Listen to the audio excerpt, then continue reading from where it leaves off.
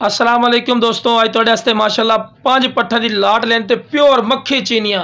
अक्सर दोस्त फरमाइश करते हैं कि फौजी भाई तुसी वड्डियां पट्ठा विखाओ। जनाब अज वड्डियां पट्ठा लिया ने जनाब, है 2 दांत ने जी लाल मक्खी चीनी है तो जी खट्टी मक्खी चीनी ने जनाब है 13 तो 14 महीना दियाँ। अज सारिया ही वड्डियां पट्ठा लेंदे ने, कोई छोटियां पट्ठा नहीं लियांदियां। अक्सर तुसी वेखदे ने चैनल तो जनाब होंदियां 4-4 महीना दी 3 दी 8-10 महीना दी 12 जनाब वेखदे पे 2 दांत ने ते जनाब तुहानू गलत बयानी कर देंगे जनाब। 4-4 महीना दी 10-10 महीने दस देंगे, ठीक है ना। कोई भी गलत बयानी नहीं करनी जनाब।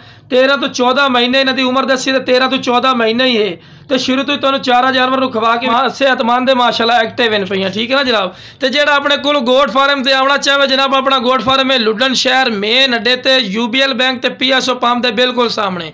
तो जनाब मैं बार बार वो रिक्वेस्ट कर रही है कि बंदे नाल खड़ा करने का मकसद ये होता है कि तुहानू पता लगे कितने हाइट कादे च, ठीक है ना। थोड़ा जायजा लाओ, बड़े हाइट कादे च छोटे हाइट कादे च नहीं हैं।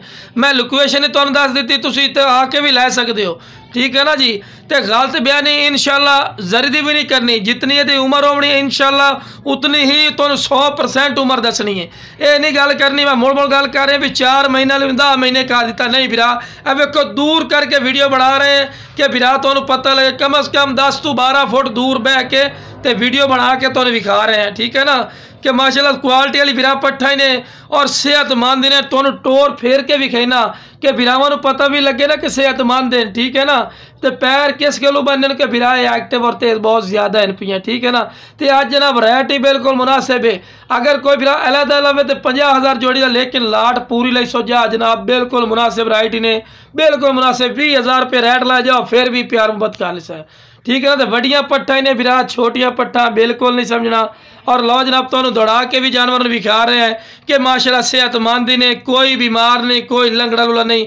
उदू चारा छड्डा ने फिर ही माशाअल्लाह चारा खावन लग गए। तो इस तो बाद दूसरा जोड़ा भी तुहानू विखाने हैं। तो लो जनाब है माशाअल्लाह आ गए ने वाइट खट्टी मक्खी चीनियाँ, बहुत ज़बरदस्ती ने। उम्र जनाब सिर्फ 12 तो 13 महीने। क्यों जितनी उम्र दसनी है उतनी कन्फर्म उम्र दसनी है, कोई गलत बयान नहीं करनी। ये 16 महीने 17 महीने नहीं भाई, 12 तो 13 महीने कन्फर्म है। तो मोनी पाठी ने, ठीक है। तो दोवें भैणा ही ने पियाँ भी तुहानू वाजे गल कर दी भी कि दोवें भैणा ही ने। तो वेल वेखो चंगी वेल, चमकदार पशम, बिल्कुल पैर बराबर दे और क्वालिटी वाली माशाअल्लाह जानवर ने जिन्होंने क्वालिटी वाले आखते हैं।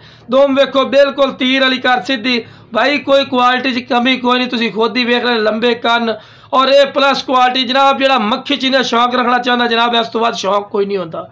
इन्होंने भी तुहानू टोर के विखाने के बिरा तुहानू पता लगे। लो जनाब टोर के विखा रहे हैं माशाअल्लाह, छलांगा मार दिया और एक्टिव है। वेखो देखो छलांगा मार दिया, सेहतमंद जानवर माशाअल्लाह और एक्टिव और चुस्त चलाक माशाअल्लाह जानवर इन पे और बिल्कुल मुनासिब राइड जनाब। कोई ज़्यादा राइड नहीं ला रहे हैं, 20,000 फिर भी मुनासिब कालिस है जिमें भाई राजी हसन।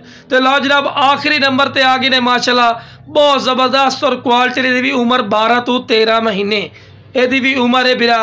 लंबे कन्ना ने चमकदार पशम दोम बिल्कुल तीर वाली कर सीधी, ठीक है। ये भी तुहानू वो रेट ला रहे 20,000 रुपया फिर भी प्यार मुहब्बत हो जासी। और वड्डियां पट्ठा ने छोटियां पट्ठा बिरा बिल्कुल नहीं समझना। मैं बार बार गल कर रही हाँ कि क्रॉस होवन नूं बिल्कुल तैयार है। अगर बकरा बिरा तुहाडे कोल होवे इंशाअल्लाह क्रॉस भी हो जासन। तो जिस भाई ने इंशाअल्लाह चाहिए हुण स्क्रीन ते नंबर चलता पियो सी उस ते राबता कर लवे इंशाअल्लाह। जिमें भाई राजी हो इंशाअल्लाह उवें करसा है। तो लो जनाब यह भी दौड़ा के चेक करवा रहे हैं कि बिरावां नूं पता लगे ना कि सेहतमंद है। ओके जनाब, अस्सलाम वालेकुम सारे भाइयों।